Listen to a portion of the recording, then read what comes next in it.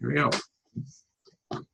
Hi, I'm Edwin Rutsch, Director of the Center for Building a Culture of Empathy, and I'm here today with Laura Joy to talk about her work on teaching empathy and restorative circles and nonviolent communication. Thanks for joining me, Laura. Thanks for having me, Edwin. Yeah, we've been talking for quite a while to have this discussion. It's always been one thing or the other. The connection wasn't right or the days are mixed up because you're in India, right? I'm in India, yes. Full half day ahead of you, I think. And half an hour too, right? It's not just the hour, but there's a half hour kind of a difference too. And so I'm really happy to speak with you. I've been watching just the work you've done in Auroville. I think Auroville is how you pronounce it, the intentional community. And you've been doing a lot with restorative circle work and training. So I've really enjoyed watching your videos and the way you make everything available, put it up online. You have like feedback from the participants. You have the workshops recorded. So I just found it really helpful what you were doing. So I was kind of excited to talk to you about it. Yeah, we're actually in the process of developing a new website as well, because there's so much more that we would like to get out there and available for people to see what we're doing and to have, as inspiration or as an example if they're wanting to integrate this into their communities.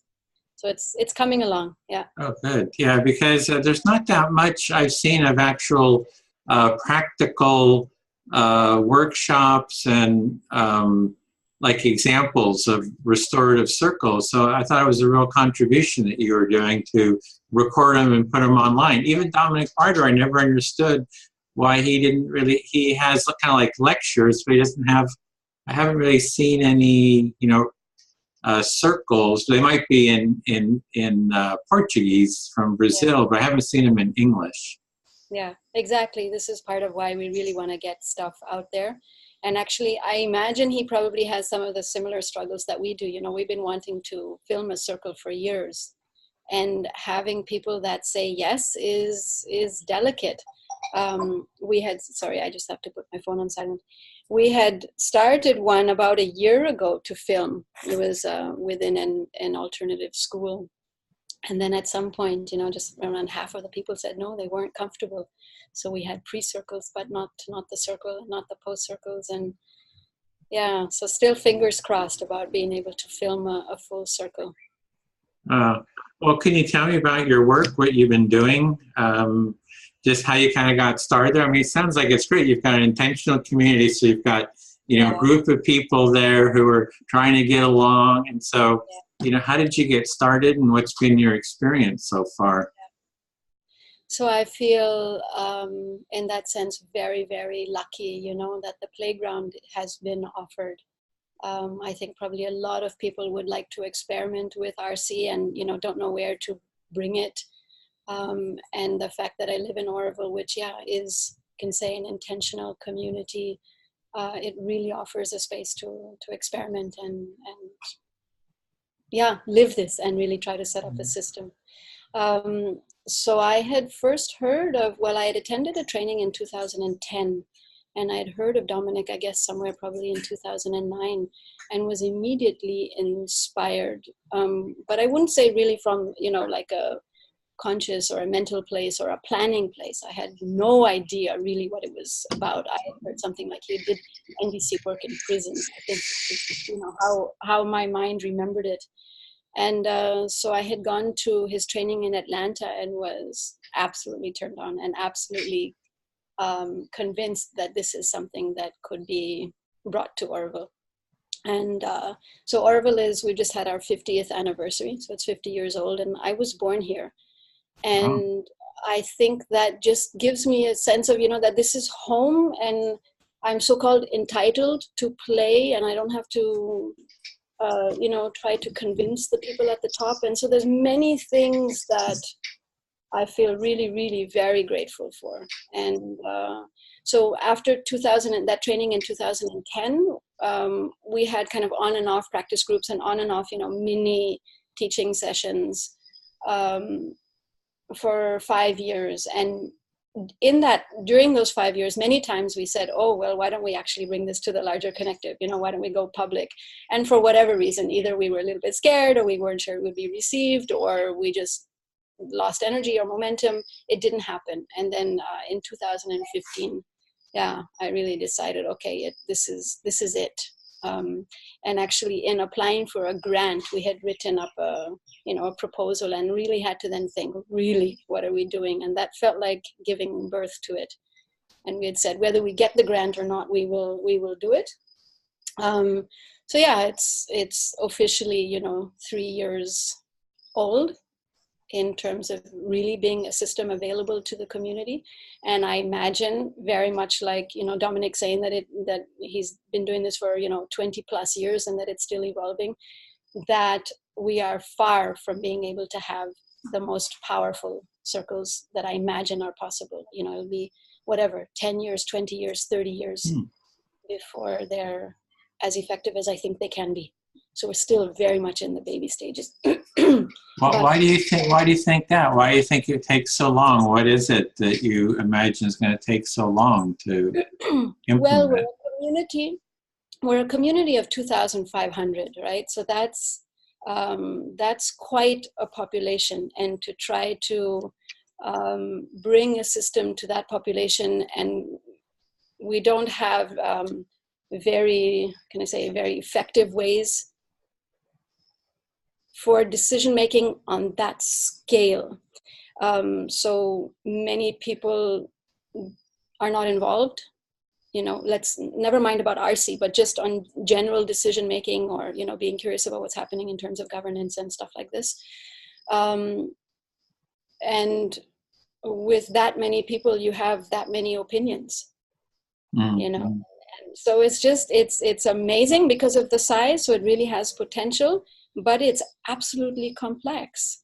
Like, for example, so in the last 3 years, we've had 30 circles. And there's a circle that we're at the pre-circling stage of now, that actually I called. And we haven't had this in a while. This was more in the earlier stages. But here we have some people who haven't yet been to circles, even though they probably, kind of know that this thing happens in Auroville. And from some, there's really, and which I can empathize with, really a sense of like being threatened almost, or being summoned, to a court, or and this kind of like, you're breaching my boundaries, or you're, how dare you? And so in a community of 2,500, yeah, there's a long way to go before everyone is aware, before we can get feedback from everyone, and make whatever, adapt or dialogue, or hear the yes behind their no. Yeah, and it's fascinating. It's so fascinating. So we just decided, before we get the okay from 2,500, we're just going to do it and allow it to grow and evolve kind of organically. So do you always wait for some kind of a conflict to come up and someone calls for a restorative circle? Or, I mean, you're doing like NVC training, which seems like it would be sort of like a preparatory. It's like, I can understand, like, that's been one of my concerns with like restorative justice. Like, you don't say in your family, hey, I want a restorative justice circle in the family, because it sounds, totally scary. Like, oh, somebody did something, justice has this whole connotation of punitive and retribution, and somebody did something wrong, and judgment and all this kind of stuff. So you don't really want to just have the family members, do a restorative justice, because it sounds so scary. But NVC is kind of like, oh, here's how you learn to communicate more effectively. And it seems like it's sort of a gateway into a restorative circle. So our real goal, in a way, is to have a restorative circle system running in Auroville, so within a restorative justice system. And we are very much aware that it is an absolute shift a cultural shift in terms of how we see conflict, how we hold conflict, moving from right and wrong to inclusion and all of this. And this is part of also why I see it as, 10, 20, 30-year project.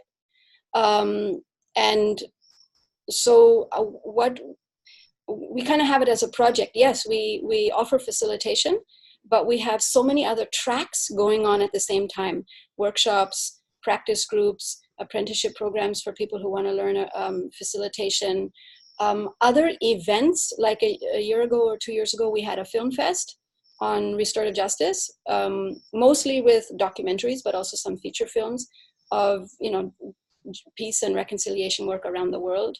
And then dialogues after that. So that was for 1 week. We'd have 2 movies a day and, conversation after it. Cross-cultural dialogues, which are based on RC principles, but it's not a circle. Questionnaires, surveys sent out to the community about justice, public presentations, articles in our newspaper. So we've kind of gone all out to raise awareness around RC, but around the bigger topic of justice and conflict, and the fact that, Dominic's fabulous phrase that if we don't develop a justice system consciously and, design that together, well, we will inherit what's been given previously. And then the fact that, Auroville is already very, very alternative. So in some ways, this is not so far out. But even if we aspire to be alternative and we're on some path, we still get faced with our own shadow and our own, falling back to right and wrong thinking, especially when I'm pissed off with you. Well, you should be punished then, or you should be whatever. We don't really have punishment, obviously, but, falling back into right and wrong thinking. Now, you said, do we wait for a conflict or something like that? So circles are called. We don't propose them. But for example, we're also community members. So I recently called a circle, and I'm also a facilitator. I won't be a facilitator, obviously, in this circle. So more and more people know about it, and it's, RC is offered along with mediation and arbitration as part of our conflict resolution policy. So it's publicly out there. And people can either come to a workshop and then realize one can call it, or someone, tells their friend about a circle they were in and then they call it, or stuff like this. So yeah, circles are called by community members. They're not proposed. Okay. Well, go ahead. You're also saying, like, so how do we learn to dialogue? Well, again, this is why we have, so many kind of strategies, or so many, things happening at the same time in our project. And workshops is a big one, and practice groups.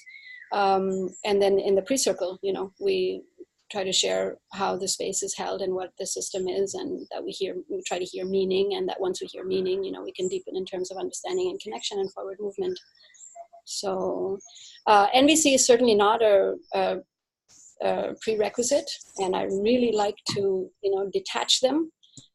Yes, obviously I have an NVC background, and I'm really damn grateful for that. I think it has given me such a solid base to be able to understand RC. But it's not a requirement, and I'm so grateful for the fact that it's not. Otherwise, there would just be a resistance, I think. Go to hell with NVC mumbo jumbo. So this is really accessible to anybody and everybody.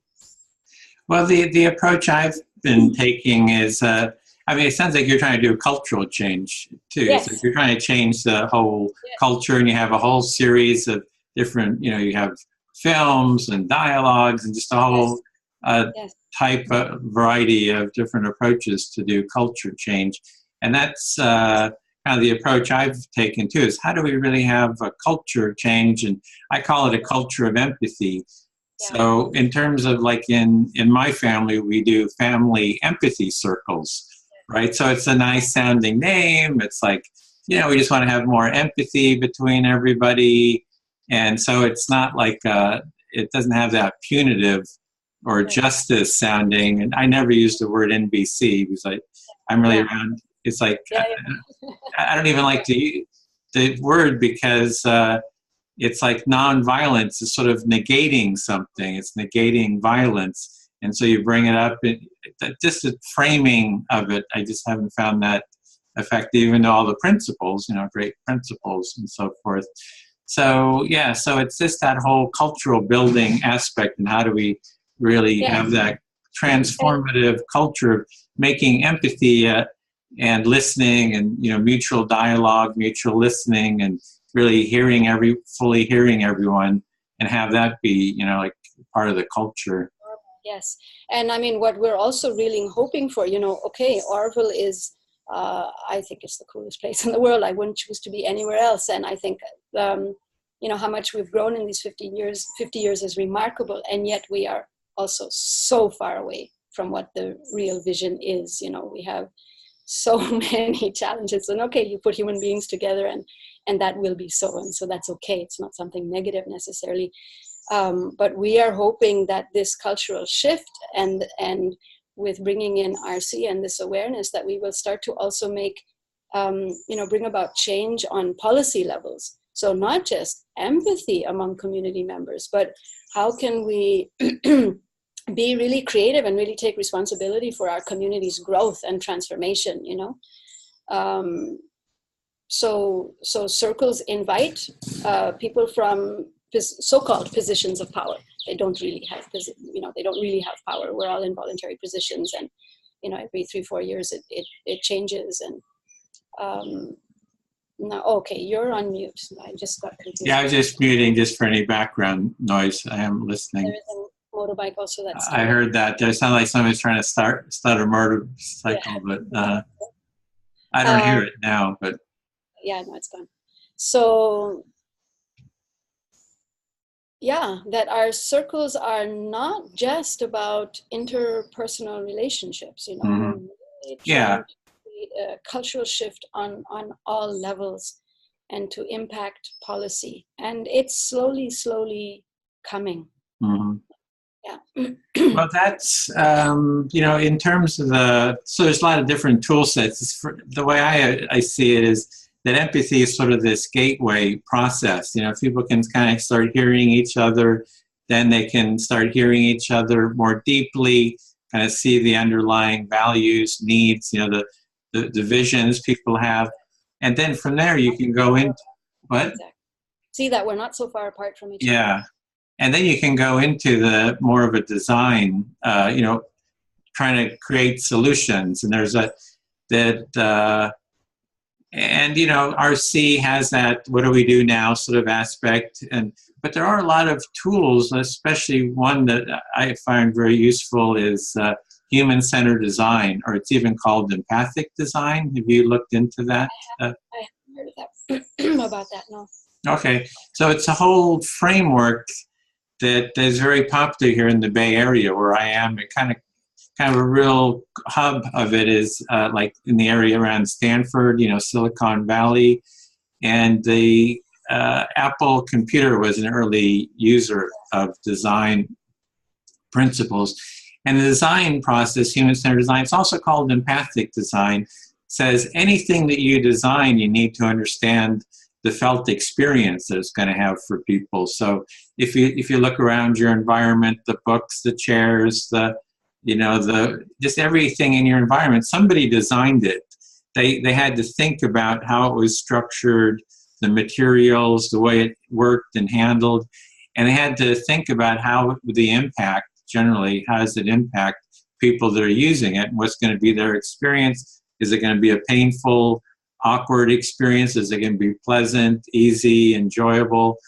And so this process goes through this. It starts with empathy, says you need to empathize with people and their needs and find problem areas. And then you go into a creativity mode well, how do we do this? And then you create quick, rapid prototypes. And then you sort of learn by testing the prototypes instead of having a finished product, totally finished. You get a quick, rapid prototype and then test it. And then you just keep iterating. So it's a very iterative process. And it's very popular here in the Bay Area. There's about 40 schools, K through 12 schools that are using this. It's kind of like the real cutting edge of the kind of elite schools kind of use this, as well as Stanford. And the University of Stanford has a whole design department around this process. So just kind of throwing out there as another tool set. I think exactly. I can look into it. And I think, there's so much work to do in terms of how we live in systems and how can they support us instead of confine us. And, if we just come back to RC, what I find so exciting about this work is that it's living. Yes, we had an idea of a concept or some principles or a philosophy or a space that we would like to bring into this community because we see that it's powerful and is in alignment with the community values. And yet, how do we kind of walk this journey and engage with this living community? About 2 years ago, there was feedback from a person who was called to a circle, and she would have been, it was the receiver who called the circle, and so she would have been the author, and in a very gentle way, because we were friends also, she had given me this feedback that, when we wrote out this email, because when someone calls a circle, so we have a pre-circle, and then we write out mail to people that were named, and then we call them. And we give the act in the mail, plus an explanation. And that this person had given me feedback, that she, through this act, she kind of felt accused, and that was a gentle version. The one that we have now, it's really like this person feels like we've crossed her boundaries, or we've crossed not our mandate, but what's the word? Like we've overstepped our own, mandate, but that's not really the right word because we don't have a mandate. Like that. And so, this is really like, okay, how? And there's a point there, to someone who really doesn't know anything about RC, and you get a mail and you're in the act and you're being named and you see all these other people being named. It's like, well, what the hell is happening? And how can this happen without my permission? And so here's another piece of feedback for us to integrate. How do we let people know that they've been named? And how do we let people know that there's a circle without, and maybe some of it is unavoidable, but without them having this like, I'm in trouble, or people right. So this is very, very interesting. This is the living system. Yeah, you're really working out the nuances of, and you've sort of found a pain point within the design community. It's like that would be a pain that somebody has. It's like when this message goes out, some people are in pain, they're afraid, they're scared, like, I'm being judged or whatever it is, I've done something wrong, or even if they're just invited to somebody else's event, like, how am I going to be seen? So it's like even like outraged or incensed. How dare you get involved in my life? Is it kind of like, how do you drag me into this? Community calling a circle about an author and receiver, It's like, yo, girl, who the hell are you? So, we have this. I think this, again, I've said it before, but that this project is very, very exciting and very living. Yeah. So you really are sort of really living it and looking for the specific solutions. Like you're surfacing all these different issues, and I imagine trying to find sort of solutions. Work for our community. If I claim that I care about, connection and inclusion and, exploration and dialogue, well, then how do we receive this one, instead of me getting like, well, I have this great tool and you just don't understand it. No, wow, hearing and engaging and clarifying the process and seeing, okay, what can we learn from this piece of feedback? And what have you learned from it, and how are you addressing it? What kind of solutions have you come up for that specific one? I don't know yet. We've been engaging a lot and clarifying a lot. the shift hasn't taken place yet. And we're only in pre-circles. I mean, the circle will happen, and it's quite likely this person won't come and will be substituted. But this is, as facilitators, something that, and as our project, something that we really need to look at. How do we let people know that a circle has been called in a way that is as safe and inviting as we can think of now? Obviously, we can't do everything, and conflict is conflict. Yes, it's an uncomfortable topic, so it's not like it's always going to be, roses. Well, the approach I've taken is to have these empathy circles. So there's sort of the, if Carl Rogers with his empathic listening was sort of the beginning, but he did sort of this one-way listening, like is the client therapist sort of model. And then it seems like the next step is really mutual, right? In a therapeutic, it's not mutual. And then you can keep building on it into a full, restorative circle kind of process. So we've been trying to do just empathy circles, saying we would like a more empathic culture. Would you like to just kind of practice this to get people familiar with just empathic active listening? Have you done anything like that? Or? Well, I mean, obviously I teach NVC here as well. So the workshops and NVC practice group and RC workshops and RC practice group. There are other facilitators of all sorts, and there are therapists of all sorts, and it's a very alternative community. So it's not, coming out of nowhere. Right. But still, 2,500, we're going to have all of our complex, stuff going on. And I'm not even wanting or imagining that all of that will go away. That's okay. That's part of the spice and what keeps it alive and what keeps us, as this project holder, on our toes. So, yeah. And sorry, I don't know if the dogs now are. Yeah, that's fine. Yeah. So where do you think things are going? Would you have a sort of an idea with how it'll evolve? It's really going. It's really going. Someone would like to call a circle now that starts to involve the law. And we've oftentimes, said, so when is this going to grow and become kind of solid enough or respected enough or, true enough in its own design, in its own capacity to hold, that it starts to touch the boundaries, of the state or the law. Auroville, we have a foundation act that gives us quite a lot of freedom, actually, to experiment and play, and so we can have restorative circles in Auroville, but if it starts to involve things that involve the law, so-called crime, we're not there yet. And I don't know, about 6 months ago or 9 months ago, there was a murder, not in Auroville, but in a village very, very close by. And obviously, we were impacted just because of, security. And I had this question and kind of this ache in me, of, wow, when will be the day, and it could even be 40 years, before RC or this kind of a space can hold such conversations and such topics.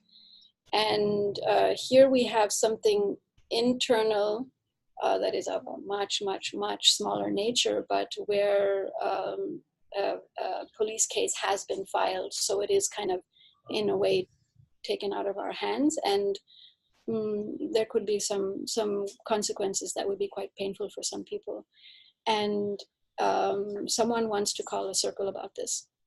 The pre-circle hasn't happened yet because she was unwell, and so it's been postponed. So when you say, where do I see this going? Well, it's just going. That's all. It's born and it's going. And yeah, eventually it will,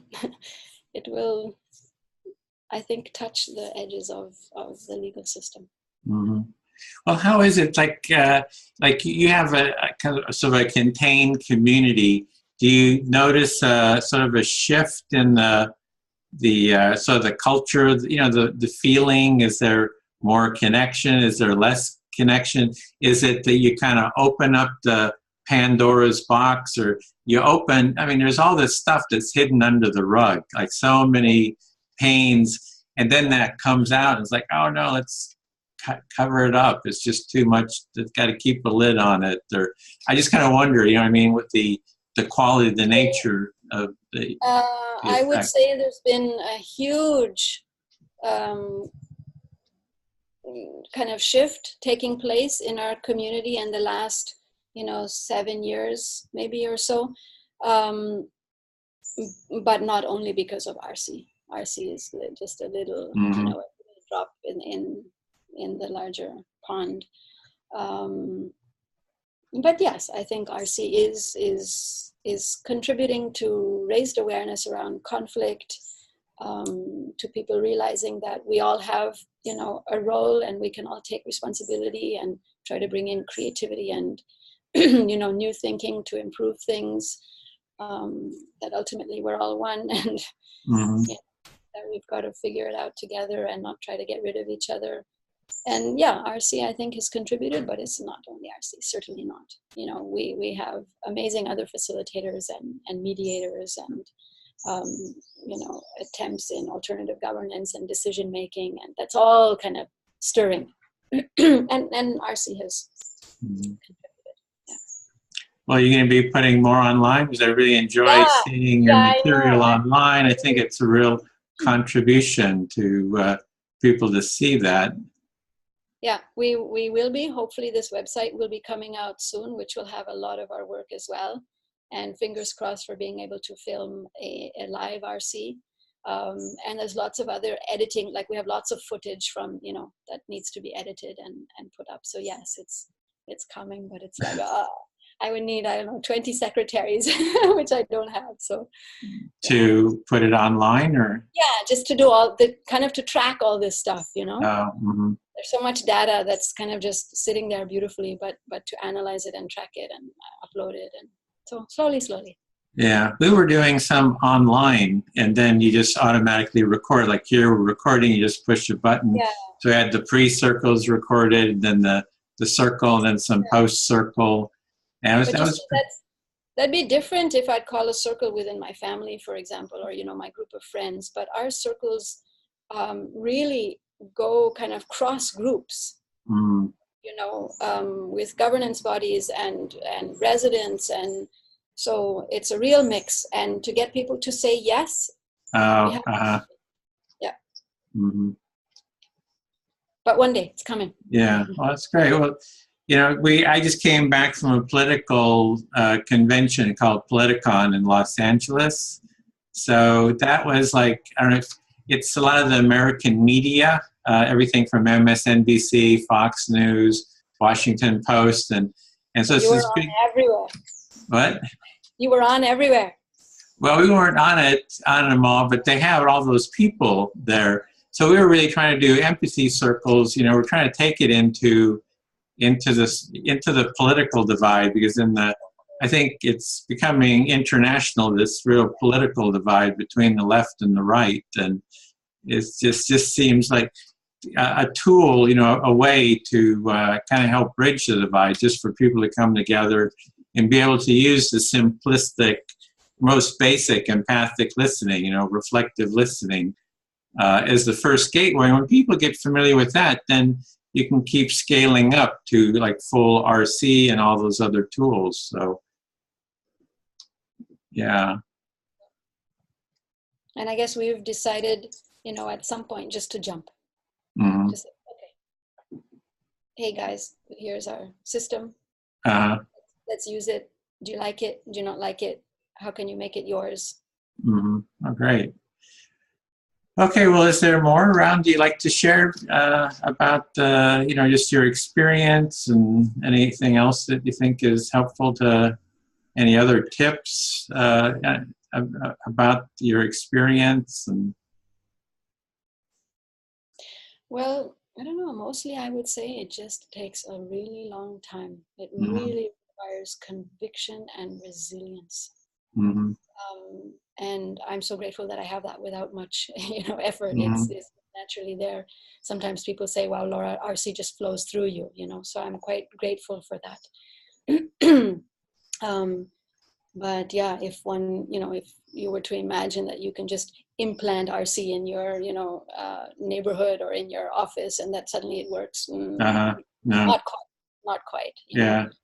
So it's rich and complex and nuanced but so exciting and rewarding.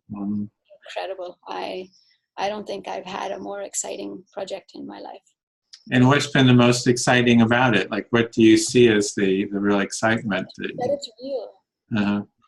It's, and I know I've said this kind of over and over, and maybe I'm not being very clear in terms of how I describe it, but that it's engaging with real human beings at a real level. And it's not just, some box that's dropped. It's living. It's like a living membrane or a living organism, or Are you really engaging with people at a real level, like real feelings and real deep, around things that impact me. I mean, this is my community. This is home. Yeah.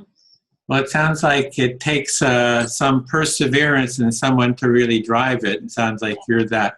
Are you the person, or is there others? Don't you see by the circles under my eyes? Yeah, it's where you at. It's a lot of work. I'm often worn out, and my friends say, Laura, you better watch out. And I'm that kind of person that just has a lot of energy and doesn't really know how to rest and take care of myself.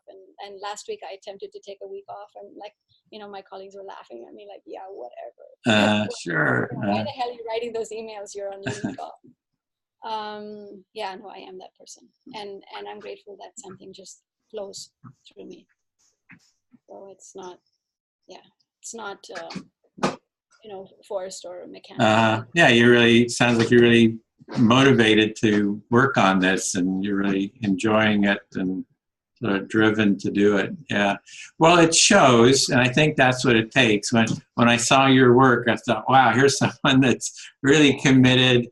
You're trying to get it out there. You're trying to put it on video.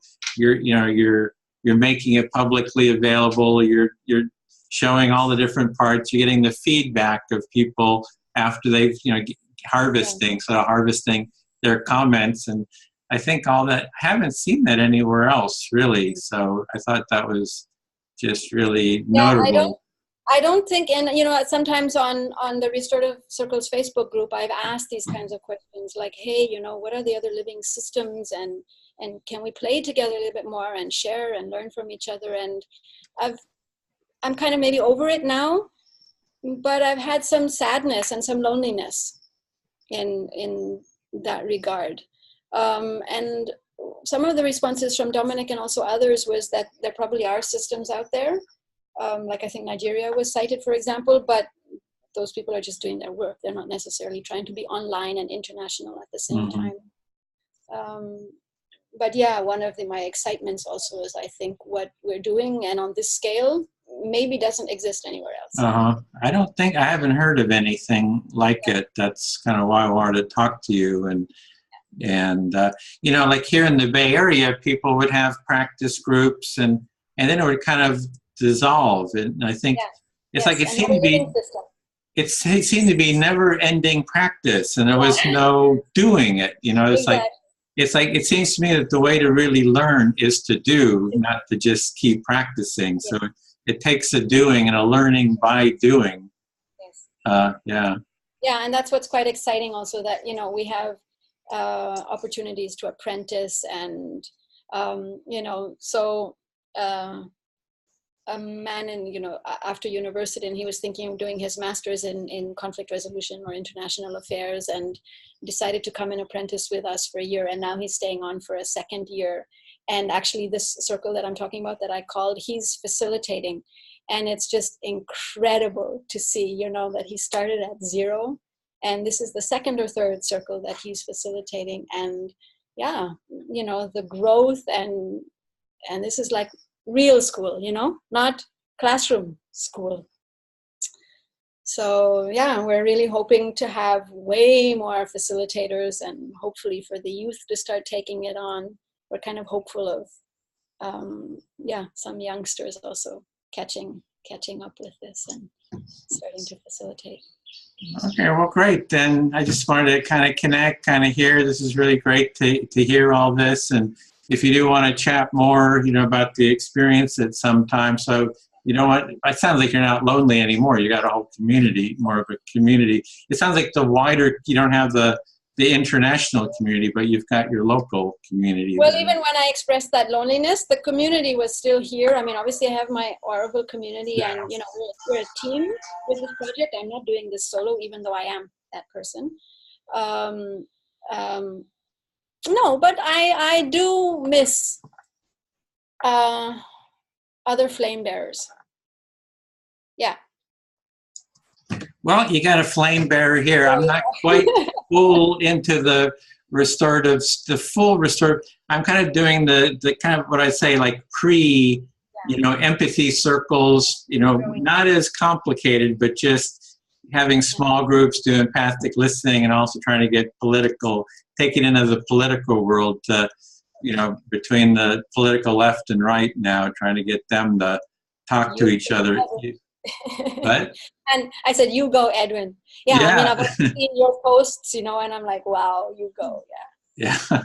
Well, thanks for that encouragement. I'll send that back to you too. Yeah. You go, Edwin. You go, Laura. Yeah, Laura and Edwin, go. Empathy, go. Change the world. Yeah, we'll do it. Yeah, exactly. Die trying. Who needs to sleep? Yeah. Well, okay. Well, that was, I guess, close the discussion for now. But we were trying to get connected for a while here, so I'm glad we finally were able to make this happen. And let me know at any time if you have any topics or so to discuss.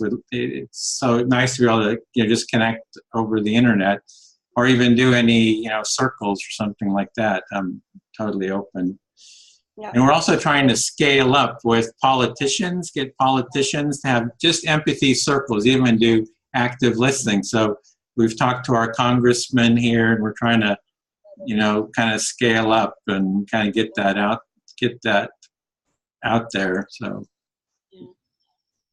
Yeah, I mean, I'm really grateful that you reached out and that we've kind of persevered to get a date, because internet not working, or I wasn't well, or and enjoyed. And I this was maybe us just touching base. We haven't connected live before, and kind of having an overview, but it could be really interesting actually to dive a little deeper into specific topics, and maybe for me to get even riskier about what I'm challenged about, or riskier in my sharing about what I'm challenged about, and what I'm grappling with here, or what our project is grappling with. Yeah, we could get a couple of people have a little circle around real challenges around the real topic too. So very cool. Okay. Oh, good. Then, all right. Well, thanks for the chat, and we shall connect soon, I hope. Great. Okay. Bye. Take care.